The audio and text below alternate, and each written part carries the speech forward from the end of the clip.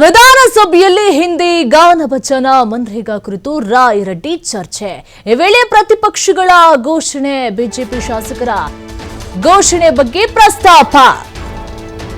ನಿಮ್ಮನ್ನು ನೋಡಿದ್ರೆ ನನಗೆ ಹಿಂದಿ ಸಿನಿಮಾ ನೆನಪಾಗುತ್ತೆ, ಅದರ ಒಂದು ಹಾಡನ್ನ ಹೇಳ್ತೇನೆ ಅಂತ ಹೇಳಿ ರಾಯರೆಡ್ಡಿ ಹೇಳಿದ್ದಾರೆ. ಹಿಂದಿ ಸಿನಿಮಾ ಹಾಡನ್ನ ಹೇಳಿದಂತ ರಾಯರೆಡ್ಡಿ ಈ ವೇಳೆ ಬಿಜೆಪಿಯಿಂದ ಜಯ ಜಯ ರಾಮ ಭಜನೆ ಕೂಡ ಆಗಿದೆ. ಪ್ರತಿಪಕ್ಷಗಳ ಘೋಷಣೆ ನೋಡಿ, ಬಿಜೆಪಿ ಶಾಸಕರ ಘೋಷಣೆ ಬಗ್ಗೆ ಪ್ರಸ್ತಾಪವನ್ನ ಮಾಡಲಾಗಿತ್ತು. ಹಿಂದಿ ಸಿನಿಮಾ ಹಾಡು ಹೇಳಿದಂಥ ರಾಯರೆಡ್ಡಿ ಅದೇ ವೇಳೆ ಬಿಜೆಪಿಯಿಂದ ಜಯ ಜಯ ರಾಮ ಎನ್ನುವಂಥ ಭಜನೆ ಕೂಡ ಬಿಜೆಪಿಯವರು ಶುರು ಹಚ್ಕೊಂಡಿದ್ದಾರೆ. ನೋಡಿ, ಹಿಂದಿ ಸಿನಿಮಾ ಒಂದು ಹಾಡು ನೆನಪಾಗುತ್ತೆ ಅಂತ ಹೇಳಿ ಹಾಡನ್ನು ಕೂಡ ಹೇಳಿರುವಂಥದ್ದು. ಸ್ವಲ್ಪ ಕೇಳಿ, ಹಾಡು ಹೇಳ್ತಾರೆ, ಕೇಳಿ, ಸ್ವಲ್ಪ ಒಂದು ಹಾಡು ಹೇಳ್ತಾರೆ ಕೇಳಿ. ಅಧ್ಯಕ್ಷರೇ, ನಾನು ಹಿಂದೆ ಸ್ಟೂಡೆಂಟ್ ಇದ್ದಾಗ ಒಂದು ಸಿನಿಮಾ ನೋಡಿದ್ದೆ, ಹರೇ ರಾಮ್ ಹರೇ ಕೃಷ್ಣ ಅಂತ ಹೇಳಿ. ಅದರಲ್ಲಿ ದೇವಾನಂದ್ ವಾಸ್ ಎ ಹೀರೋ.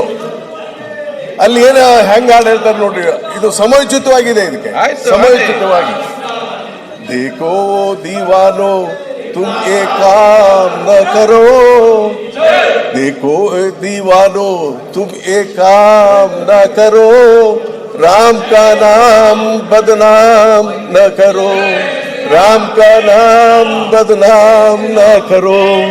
देखो देखो ओ बीजेपी दीवाने दोस्तों, ये काम न करो, राम का नाम बदनाम करो. ಯಾಕಿದ್ರೆ ಹಾಡಿದೆ ಅಧ್ಯಕ್ಷರೇ, ಅವ್ರು ಈ ಜೈ ಶ್ರೀರಾಮ್ ಅಂದಕ್ಕೆ ಹಾಡು ಹೇಳ್ಬೇಕಾಗ್ತಾರ. ಜೈ ಶ್ರೀರಾಮ್ ಅಂತ ಹೇಳಿ ರಾಮನ ಹೆಸರನ್ನ ಬದನಾಮ್ ಮಾಡ್ತಾ ಇದ್ದಾರೆ ಇವರು. ರಾಮನ ಹೆಸರನ್ನ ದಯವಿಟ್ಟು ಬದನಾಮ್ ಮಾಡಬೇಡಿ ಅಧ್ಯಕ್ಷರೇ. ಈಗಾಗಲೇ ನಾನು ಹೇಳಿದಂತೆ ಇದು ಒಂದೇ ಹೆಸರನ್ನ ಚೇಂಜ್ ಮಾಡಲಿಲ್ಲ ಇವರು ಚೇಂಜ್ ಮಾಡಿದ್ದು ಯಾವ್ದು ಅಧ್ಯಕ್ಷರೇ ಅಂದ್ರೆ ಯೋಜನಾ ಆಯೋಗ. ಅಧ್ಯಕ್ಷರೇ, ಯೋಜನಾ ಆಯೋಗಕ್ಕೆ ನೀತಿ ಆಯೋಗ ಅಂತ ಇಟ್ರು.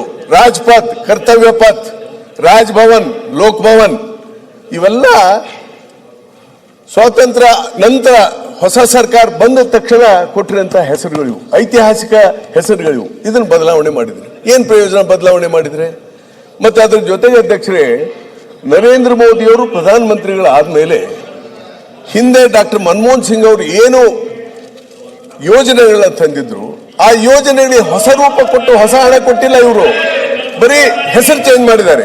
ನೋಡಿ ಅಧ್ಯಕ್ಷರು, ಎಷ್ಟು ಹೆಸರು ಚೇಂಜ್ ಮಾಡಿದ್ದಾರೆ. Direct benefit transfer of LPG Manmohan Singh ಅಧಿಕಾರದಲ್ಲಿ ಇದ್ದಾಗ ಇವರು ಪಹಲ್ ಅಂತ ಮಾಡಿದ್ದಾರೆ.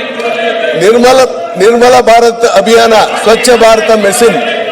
ಸ್ವಲ್ಪ ಕೇಳಿ, ಹಾಡು ಹೇಳ್ತಾರೆ ಕೇಳಿ, ಸ್ವಲ್ಪ ಒಂದು ಹಾಡು ಹೇಳ್ತಾರೆ ಕೇಳಿ ಅಧ್ಯಕ್ಷ.